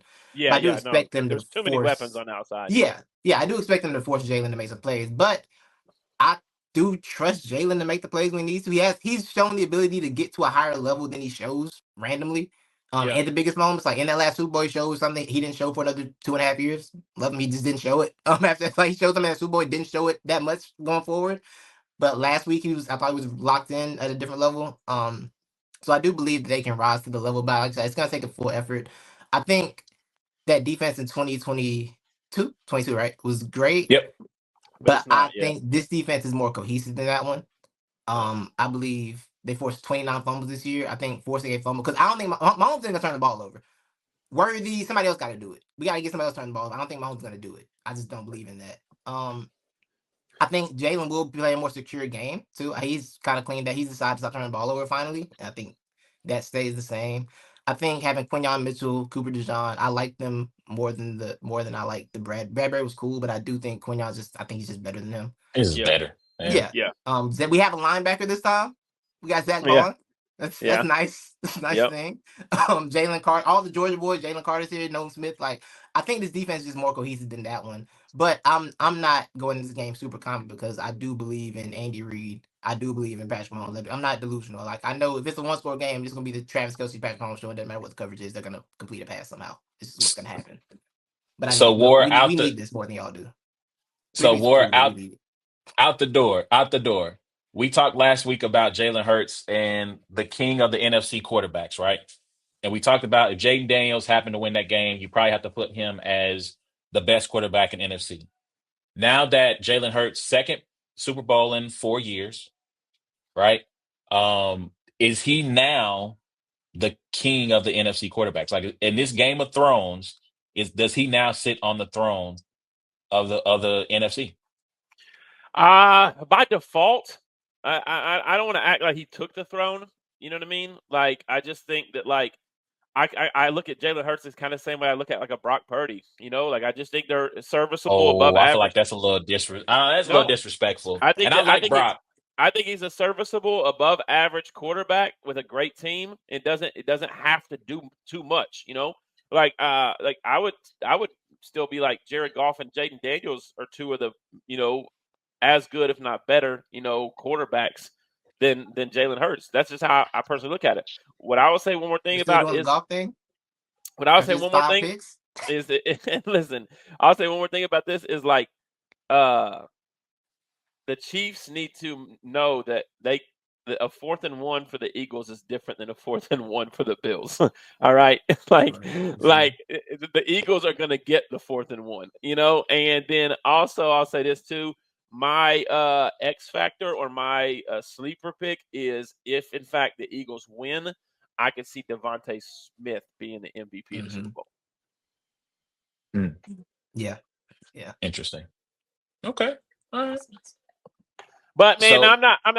And maybe I need to watch a little bit more Jalen Hurts, but I'm just not. I'm not. He doesn't jump off the page to me. You know, he just doesn't.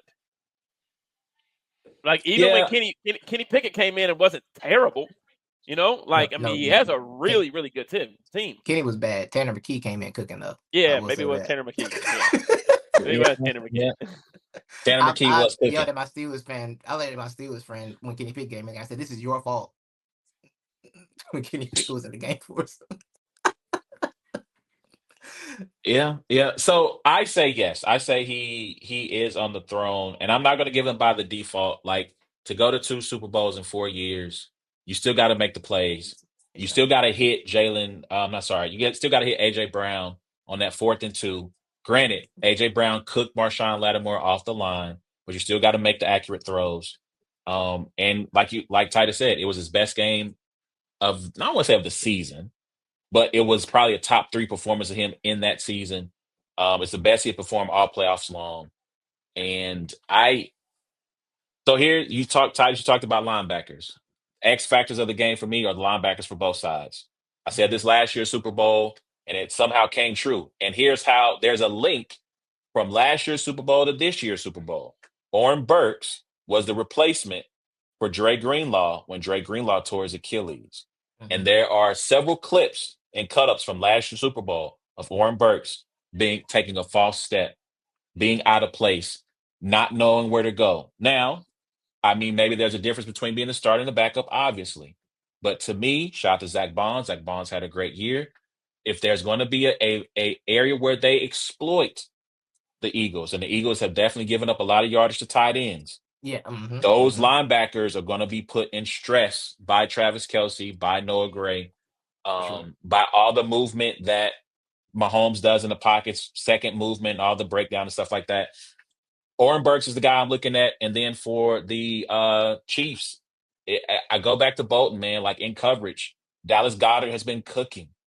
He's been cooking. And like, are you going to be able to hold up in coverage enough to not get exploited? Because that is the weakness of the Chiefs defense is their linebackers. And granted, their D line can give up a lot of yardage on the ground, but like those guys sometimes are just not there. And so um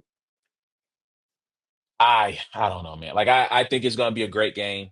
Um if you ask me right now, and I guess I have to give a pick right now, I'm probably going to go with Philly because I'm afraid of the offensive line. Like, I think, is it Milton Williams? He's a backup defensive lineman, 93 for the Eagles, Oh if yeah, that's his yeah, yeah, name. yeah. Melvin, yeah. Mm-hmm. I watched him take the starter because Sam Cosmi on the other side was hurt for the Eagles. I saw him take the starting left guard for Washington and basically just say, "Sir, I have some place to be. You're in my way," and basically just push him into the lap of Jaden Daniels. And Yeah. on that side, you have a backup in Mm-hmm. I forget his name. Caliendo, Mhm. who's backing him up. I'm concerned what happens over there. Trey Smith is going to have his hands full with Jalen Carter because Jalen Nope. Carter, Trey he Smith the never goat. He'll Jalen Carter he'll never switches dismiss sides. Mm-hmm. Yeah, okay. Yeah. the He goat never Everybody. Trey switches. Smith.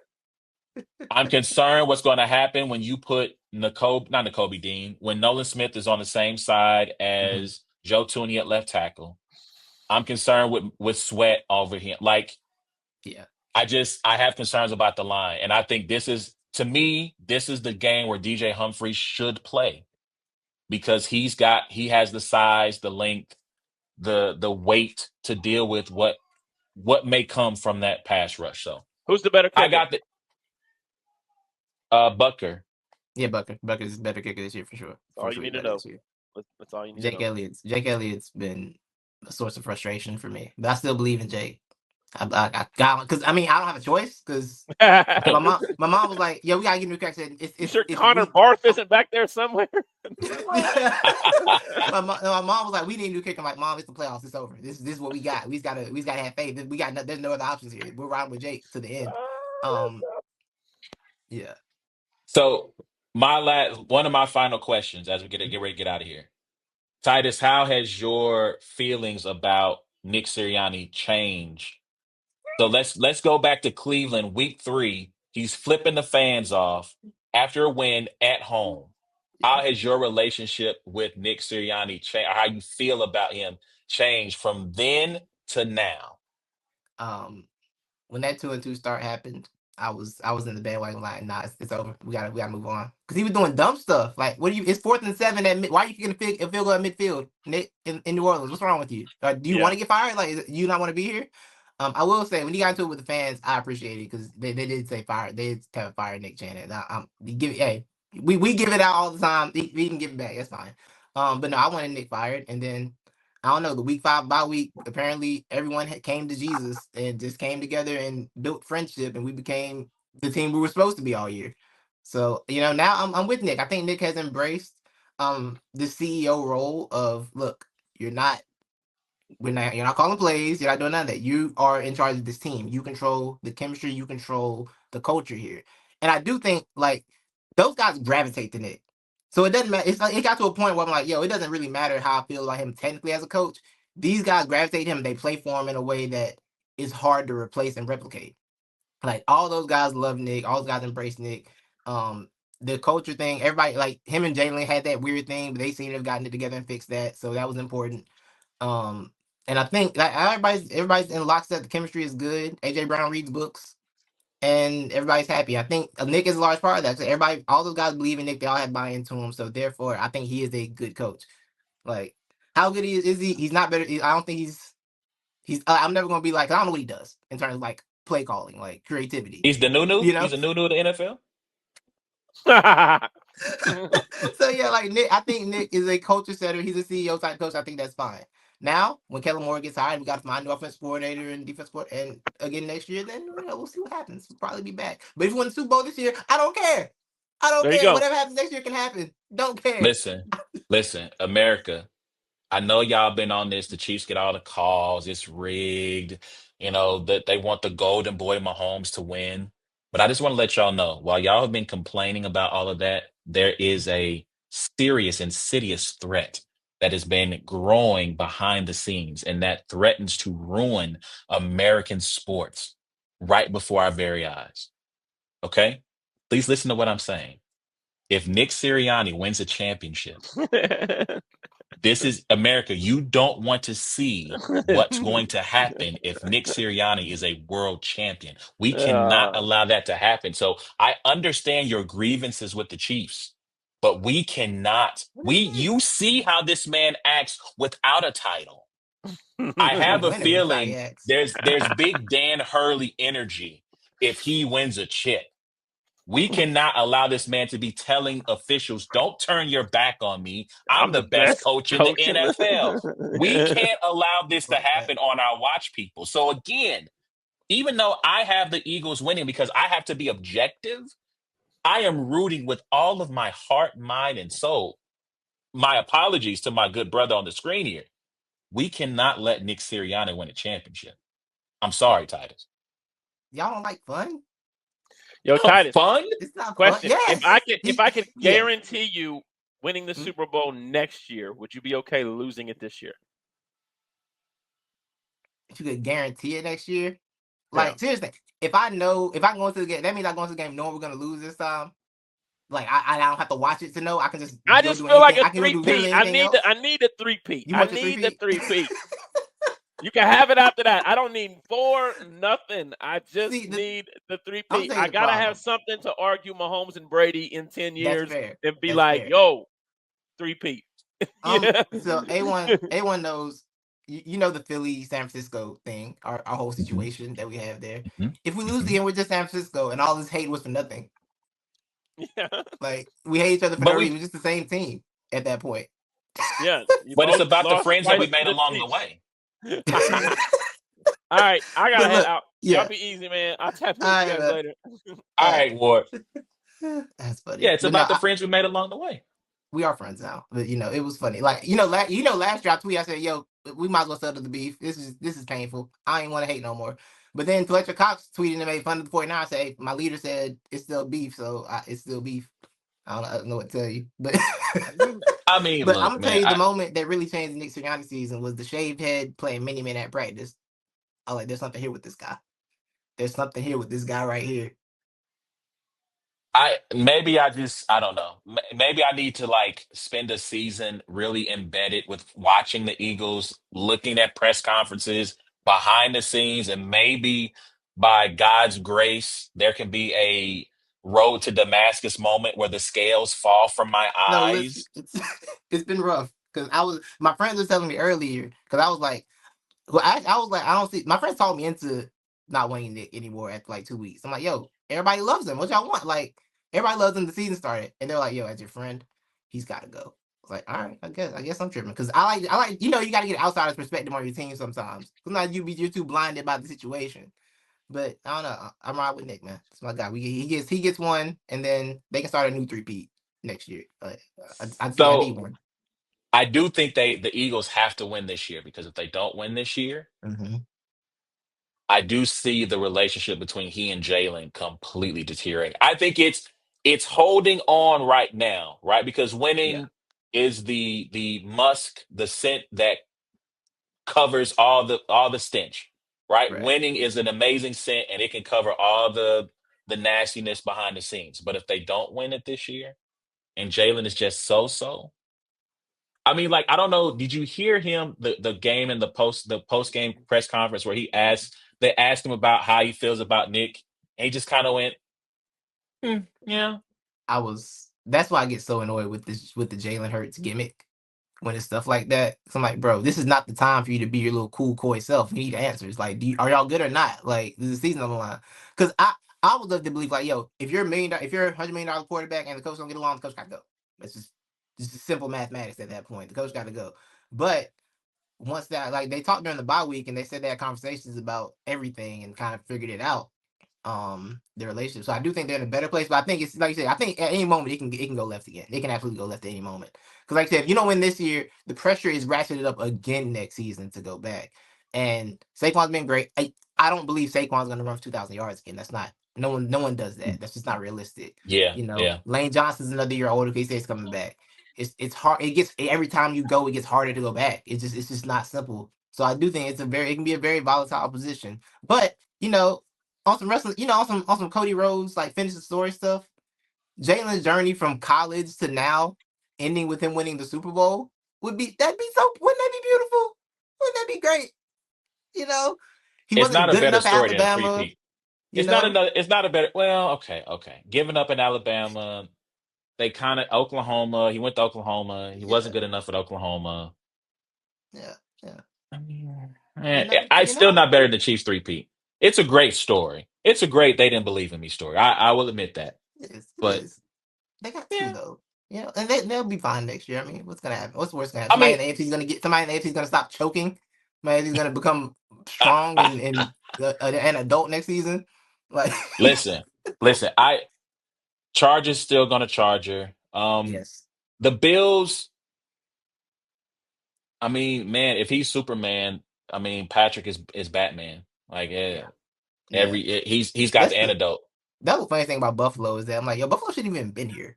Truthfully, looking at what they like, they didn't come into this year planning to be this good. It just kind of happened, right? Because they had kind of punted in the offseason last Well, year. again, the thing is, they looked at what the Chiefs did and copied off their paper.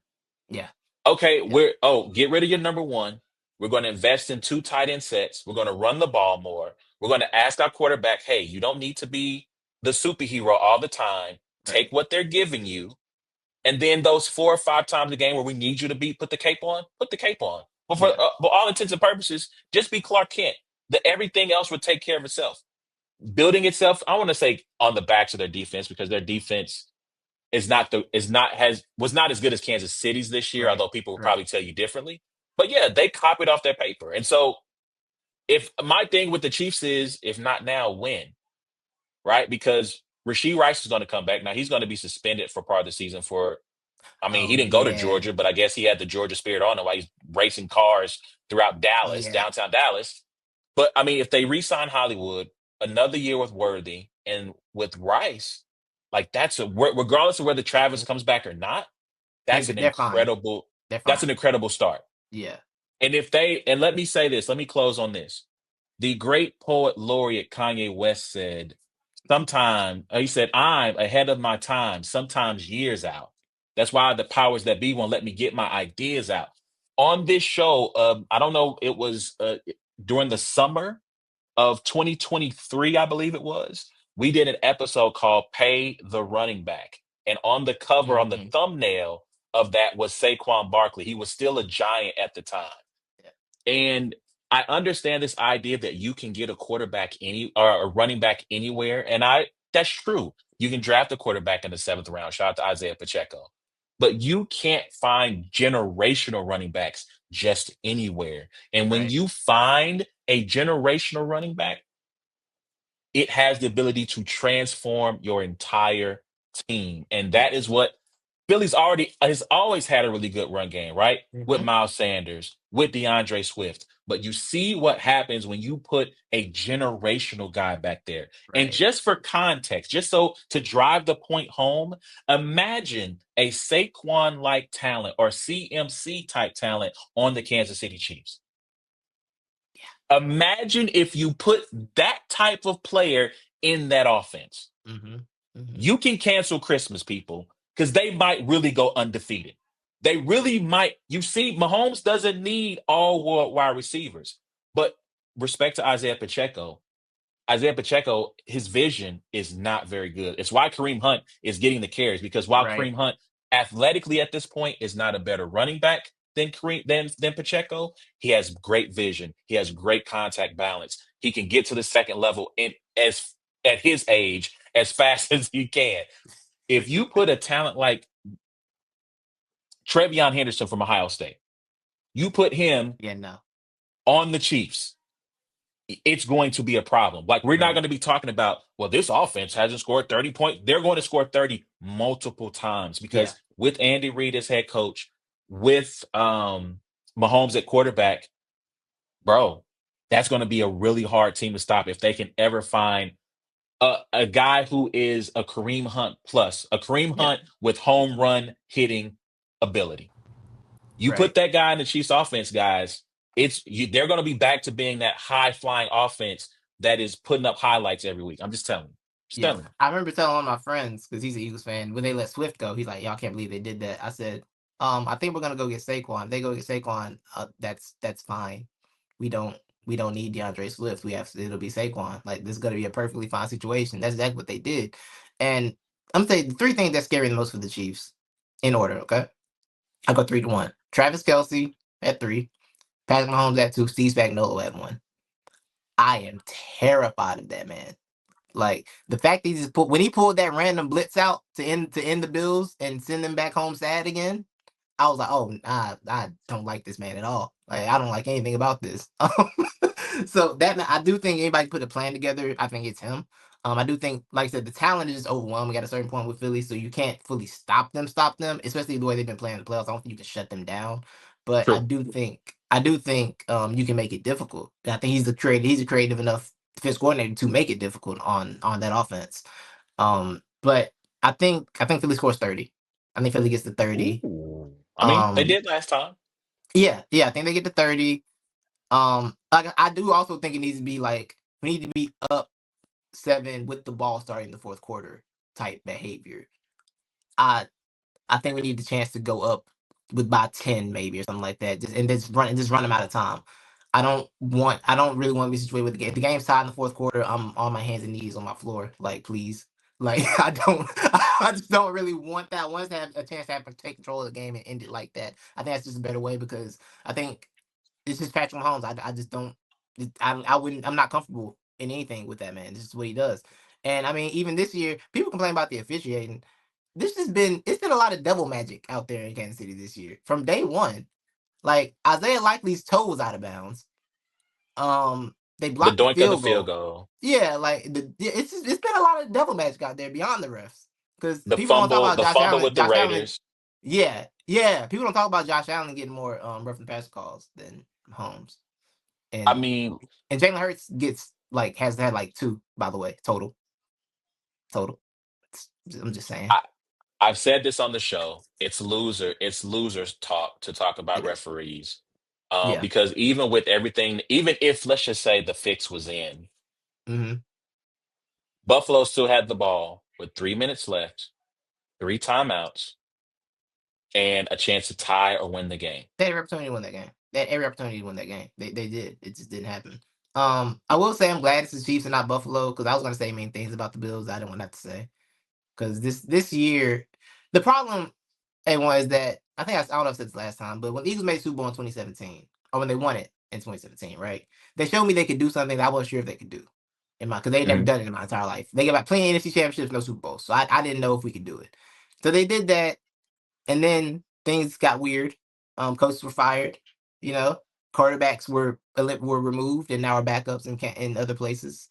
And then they went back to another one, and they lost. And I was too young to really feel the 0-4 loss to the Patriots. I was too young to really feel that one. Yeah. But I felt this one, and we got back. So it's like, I can't. No, I've been in a dark place this season. And I would have said mean things about the Bills I don't think they deserved. People would have been like, because America's ready to cheer for the Bills anyway. And there'd been a whole lot of, they can exercise their demons. And I was like, give them more demons. Give them more. Give them more pain. I don't want to be that person. I didn't want to be that person. I'm glad I don't have to be that person now. But yeah.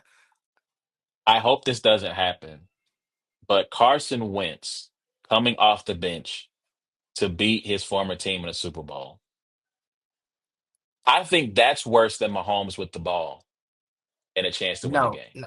If we lose Super Bowl to Carson Wentz, I don't know what mental place I would go to, but I know it wouldn't be good. I Yeah, know it wouldn't be good.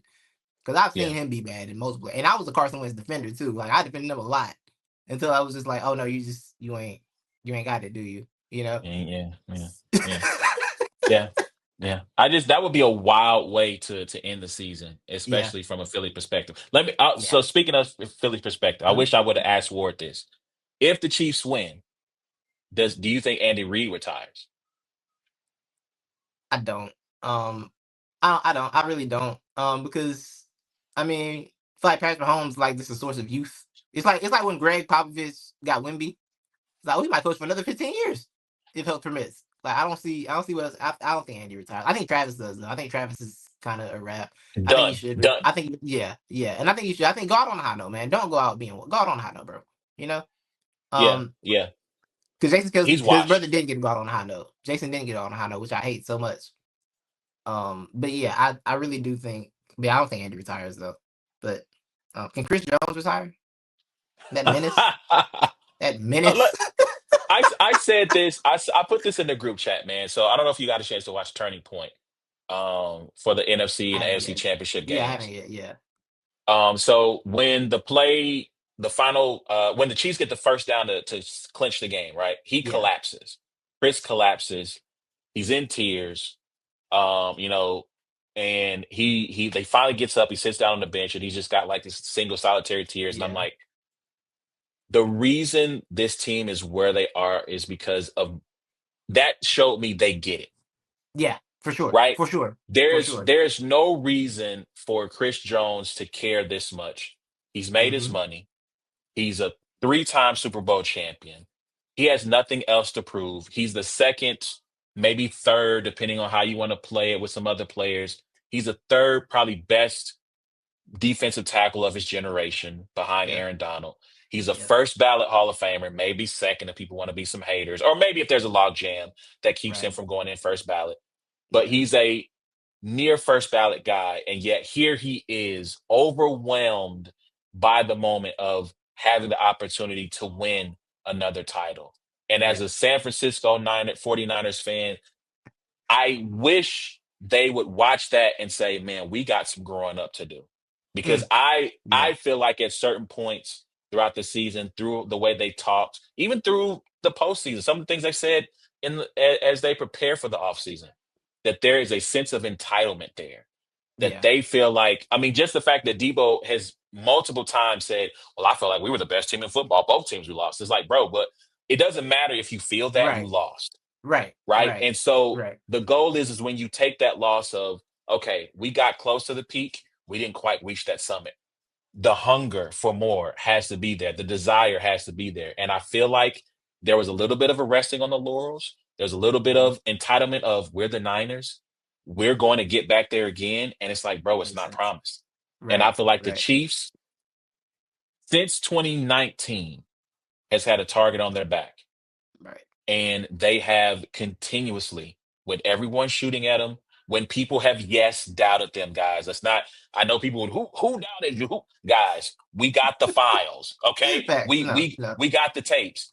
When people have doubted them, when people have talked down on them about, I'd rather have this team. I'd rather have Buffalo. I'd rather have Cincy. I'd rather have Whatever shiny new thing Baltimore. came up in the AFC. Yes, Yeah. yes. They have done nothing but said, we're just gonna show you. We're gonna Right. put the work in. We're gonna show you. And so that speaks to the culture. That speaks to the leadership of not only the players but the coaching staff, the Mhm. administration. And even if they lose on Sunday, you have to expect that they're gonna be back because why not? Yeah, honestly, because that's the thing that I think people miss is that, and you and I understand it in a way a lot of people don't, because we see our teams get close and struggle, and then have these off seasons. Like these windows aren't this long. This isn't normal. These windows are short.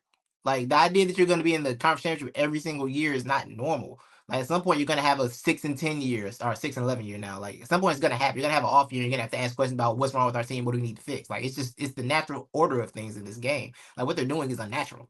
Yeah. I think people don't appreciate. I think you and I appreciate that at a different level because we live in these in these things. We're like, yo, we need this now. As opposed to them. But I think look at the Bengals, right? That might be a wrap. T. Higgins is about it's about to be Jamar Chase and Joe Burrow and nobody else. It's because that's about to be it. You know. Who else? Who else? The Lions. You know, hey, you're I here, mean, but are you? they lost a lot. I mean, losing those Yeah. coordinators, that matters. Yeah. Losing the Yeah. coordinator matters. So yeah, man, like it's going to be, I mean, look, the Rams, I picked the Rams to win the division to start the season because I thought they did a great job drafting on defense, right? But the story has Yeah. come out. Cooper Kupp, you're out of here. Right. Yeah. Yeah. They got to figure out Matthew Stafford. Is he going to come Mm-hmm. back? Mm-hmm. Right. So I mean, again, these things are not promised, man. And so Right. I can appreciate what they have done. And I think the reason a lot of people are pissed off is because I think one, not only have the Chiefs beaten all their teams, but everybody thought it was going to be them, right? When when Mhm. when Brady throws that final interception to Logan Ryan to close out that I think it was divisional round, or no, it was Yeah, it was wild card. It was division. wild card. It It was was wild divisional. card. Yeah, yeah. Okay, It okay. was wild Oh, card. it You're was right. wild Yeah. card. Yeah. And there are a lot of eulogies written about we'll never see something like this again. It'll never happen again. We should appreciate what we've watched. We And didn't even get a break. We didn't the even get a Chiefs, break. man, New England put down the baton. The Chiefs walked by, picked it up, and said, hey, y'all done? Bet, I got you. And they took it from there. And they've kept it running. And so, yeah, man, like again, I have the Eagles winning as of today, and maybe I'll stick with it. I just think I think the defensive line is going to prove to be the difference because they don't have their best unit, right? Right. And maybe Andy feels like Tooney at tackle and Caliendo at guard is the best unit, but to me, it's not their best unit, and that line is healthy. They have multiple guys they can run at you. And Nolan Smith against Juwan Taylor is concerning because he can beat him with speed. Same thing with Tooney. Tooney he's a guard playing tackle, and I think they're going to exploit that in the Super Bowl. Yeah. And again, the last time Mahomes looked human, even though he was making superhuman effort, but the last time he looked human, his offensive line was patchwork. The most ridiculous. And we're kind of back here again. The most ridiculous showing I've seen from quarterback in a blowout in my life. Like I don't like. I remember watching that game. I said, "Yo, my opinion hasn't changed. Mahomes, he's still the greatest quarterback I've ever seen." I'm sorry. I'm sorry. It didn't change anything. Like I'm sorry. He was trying everything. It didn't work. He was trying everything. I mean, look, if they happen, I understand that at the 10-year mark, right, he would have the same amount of wins, Super Bowl wins as Brady. But when you look at statistical performance awards, if you look at it like a long distance race, right? When you have long distance races and they get to a certain point and they go, oh, they're ahead of world record pace. He is still ahead of he will be slightly ahead of the Brady pace with the loss. If he wins and has 4 before the age of 30, he is blowing Brady away in the pace. I'm sorry. I'm done with it. I don't because to me, I mean, Mahomes is what I think Dan Marino would be if he was ever able to like win Super Bowls. Because I go sometimes, you're a sports guy. You go on Pro Football, Pro Basketball, just look at stats. I go look at Dan Marino's stats like, yo, this was in the 70s. This don't make sense. Yeah. I mean, the 85 season, I think it's 84, 85, 84, because it's the second year. Right. I mean, 5,000 yards in 1984 had to feel like this is, cars are flying now. Right. Like we just never thought we would see some stuff like this. Like this is the future. And so, yeah, to do the things that he's done, again, before the age of 30 and a 4th Super Bowl, a 3-peat, I know people say, well, if he does a 3-peat, he's Jordan. I'm like, no, he's Jordan now, guys. Like he absolutely is Jordan now. There's a whole list of quarterbacks in the AFC who have, granted, Burrow got him once. Right. But they haven't been the same since then. There's a whole host of there's a whole host of quarterbacks who haven't sniffed a chip or an opportunity because one man has stood in their way and one team has stood in their way. And if he beats the Eagles for the second time and the Niners for the second time, there's a whole host of NFC teams that have not been able to sniff a chip because of one man and one team. Right. 2 of the best put together teams in the NFC, like from a drafting talent wise thing. Like the 49ers and the Eagles are just 2 really, really good rosters put together. That's why you and I were so excited at his championship game. Like, yo, this is what it is. This is what football is right here. These are teams that are just loaded. Like, let's go. And I think that's the other part that makes it kind of crazy when you really think about it, top to bottom. The Chiefs and all their Super Bowl appearances, maybe the Bucs Super Bowl, have not had the better team top to bottom. I agree. Yeah. It may be, and you could argue that the Bucs had the better team just because they were more healthy in the trenches. Right. But it was the thing where like the Chiefs were so good, we just act like the offense act like offensive line didn't matter because like, what are they gonna do? The Chiefs. I thought it didn't matter. I thought it didn't. I thought it didn't either, and then it did. I was like, oh, I was so wrong. I was like, oh, he does need a line. He just can't just scramble around for 15 seconds. Well, technically he did. Like, yeah, that's the hidden. That's really the kind of the underrated part of that Super Bowl is his Travis Kelce, Tyreek Hill, the receiving core let him down a lot because he was Bad. hitting guys and they were Right. just dropping passes. So Right. if they catch half of those, Mm-hmm. who knows what happens if Tyreek catches the pass that hits him in the face? If Right. Darrell Williams catches the pass that hits him in the face, Mm-hmm. Kelsey dropping third downs left and right. Like they really let him down in that game. Yeah. So yeah. One last thing I say about the Yeah, Super Bowl, go I ahead. One felt. last thing. Oh yeah. I felt more confident in the 22, and that's I was young, and we were the young upstart. We didn't know any better. Now I've been vulnerable and hurt, but like I feel in this Super Bowl, I think I really believe in this Georgia thing. Like having guys who have won at a high level in college and have been in basically a pro organization in college means a lot. Those guys know what to do. They're ready to go. Like Nolan Smith showed the playoffs first time, is ready to go. Jalen Carter has been ready to go from day one. Jordan Davis is the unsung hero, man. Like he don't get the stats, but Jordan Davis being there, that's a big boy filling up holes. And they're all smart players. All of them are just intelligent football players. And those that just it means a lot. And we got Fangio, I think is great. And Fangio, I don't want to see Zach Bond in single coverage on Travis Kelce not once this game. I saw this old Zach Ertz cook him. Please don't do that to me in this game.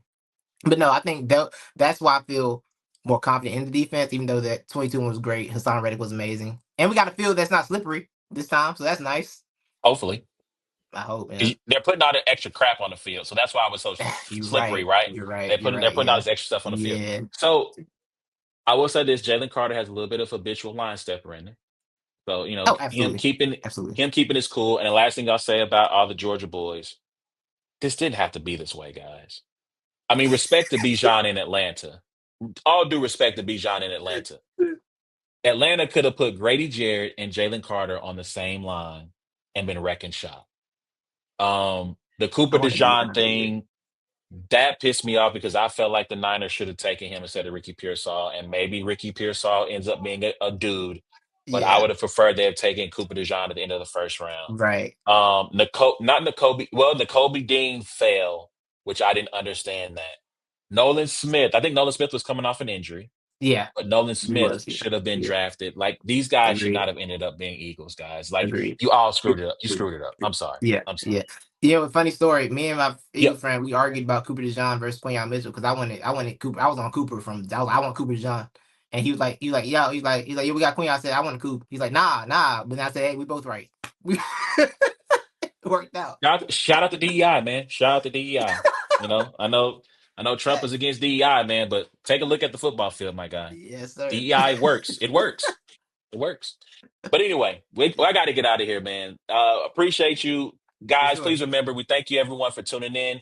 Please remember, you can check out every episode of It's a Black and White Thing by going to the podcast app of your choice, searching for It's a Black and White Thing. Leave a comment, give us 5 stars, share that audio platform, please. You can check us out on YouTube at Brains and Bars or Brains and Bars on YouTube. Hit the notification bell, subscribe, tell a friend, it's those boys again. And until next time, man, it's been a Black and White Thing. Titus, always appreciate you, man. Always, man. And we'll, hopefully we can have, we can chat, have you on again if they win, and we can talk about the triumphant victory of the Philadelphia Eagles. Although, guys, we can't let Sirianni be a champion. This is not good for America. We're in a very bad place right now, and we need healing. Nick Sirianni will not bring healing to our country. He will bring more division to our country. But anyway, I'm out of here. I appreciate you, man. Y'all be easy. Y'all be safe.